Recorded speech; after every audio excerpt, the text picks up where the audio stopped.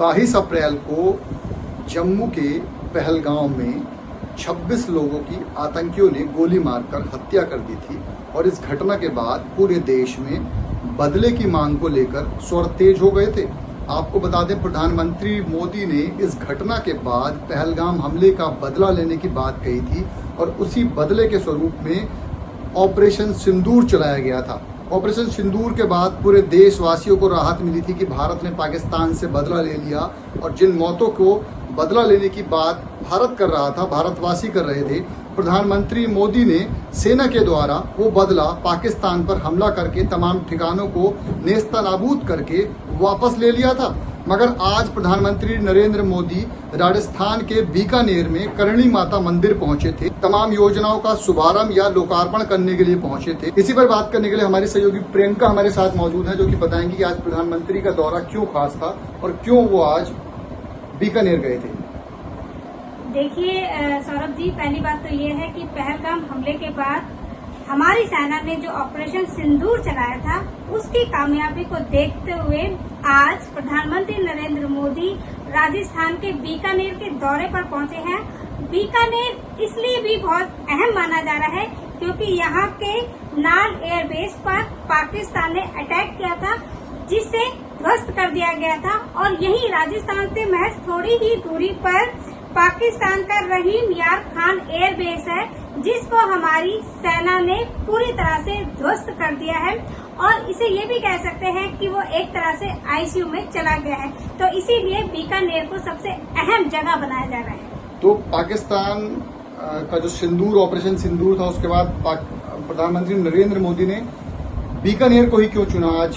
पहले दौरे के तौर पर, ऑपरेशन सिंदूर के बाद?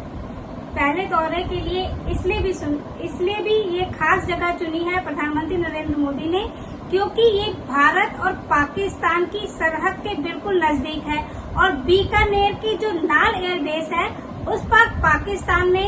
जो अटैक किया था अपनी ड्रोन के द्वारा, उसे हमारी सेना ने ध्वस्त कर दिया था। इसीलिए बीकानेर को सबसे अहम जगह भी माना जा सकता है। तो प्रधानमंत्री नरेंद्र मोदी आज काफी तीखे भाषण अंदाजन में दिखे थे, तो क्या खास बात रही उनके भाषण में? क्या मैसेज देने की कोशिश की है और किसको ये मैसेज खास तौर पे प्रधानमंत्री नरेंद्र मोदी ने अपने इस भाषण में, इस दौरे में दिया है? आज प्रधानमंत्री नरेंद्र मोदी जब बीकानेर पहुंचे थे तो उनका एक खास अलग अंदाज या ये कहें कि तीखे तेवर आज दिखाई दिए थे क्योंकि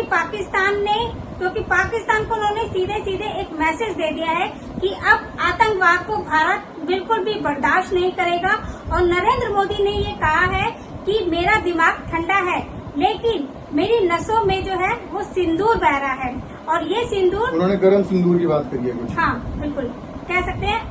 मतलब यही कहा है उन्होंने और सीधे सीधे उन्होंने पाकिस्तान में जो आका बैठे हुए हैं उनको उन्होंने सीधे सीधे ये जवाब दिया है कि भारत अब झुकेगा नहीं, भारत अब रुकेगा नहीं और आतंकवाद जहां तक फैला है उसको भारत अब खत्म करके रहेगा। दर्शकों, आपको बता दें कि ऑपरेशन सिंदूर के बाद भारत में भी कई जगह पर कई राजनीतिक पार्टियों के नेताओं ने सवाल उठाया था कि ऑपरेशन सिंदूर में कितने लोग मारे गए हैं और क्या ऑपरेशन सिंदूर भारत के लोगों के लिए राहत भरी खबर होनी चाहिए। एक तरह से इसका जवाब भी प्रधानमंत्री नरेंद्र मोदी ने अपने इस भाषण में, अभिभाषण में दिया है और तमाम ऐसी बातें बोली हैं जो भारत के साथ साथ पड़ोसी पाकिस्तानी मुल्क यानी कि दुश्मन मुल्क को एक मैसेज देने की कोशिश की गई है कि किस तरह से प्रधानमंत्री सीधे उस राजस्थान में, उस बीकानेर में पहुंचे हैं जहां पाकिस्तान ने हमला करने की बात कही थी, एयरबेस को तबाह करने की बात कही थी। हालांकि एयरबेस का बाल भी बाका नहीं हुआ था राजस्थान में, बल्कि पाकिस्तान को मुंह की खानी पड़ी थी।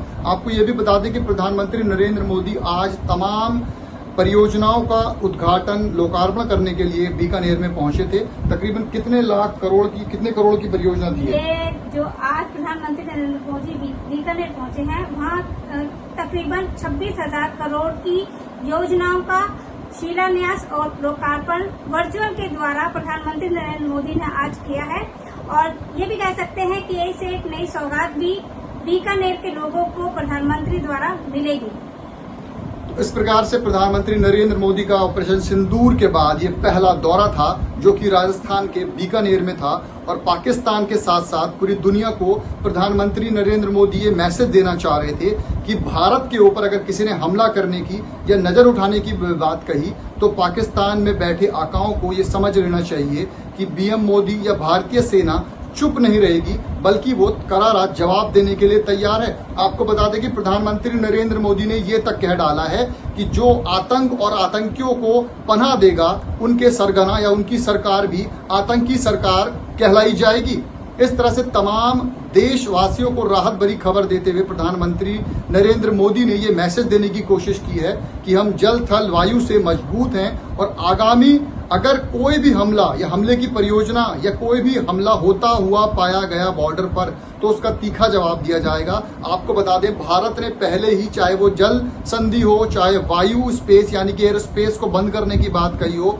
चाहे आयात यानी कि जो ड्राई फ्रूट अन्य सामानों का आयात होता है उसको रोकने की बात कही गई हो, तो पाकिस्तान की अर्थव्यवस्था पहले ही खराब है। प्रधानमंत्री नरेंद्र मोदी ने अपने भाषण में ये भी कहा है कि जिस तरह से पाकिस्तान आतंक और आतंकियों को पनाह देने का काम करता है वो जल्द ही उसकी अर्थव्यवस्था तो पहले ही खराब है और पाकिस्तान जल्द ही बर्बादी की ओर बढ़ रहा है।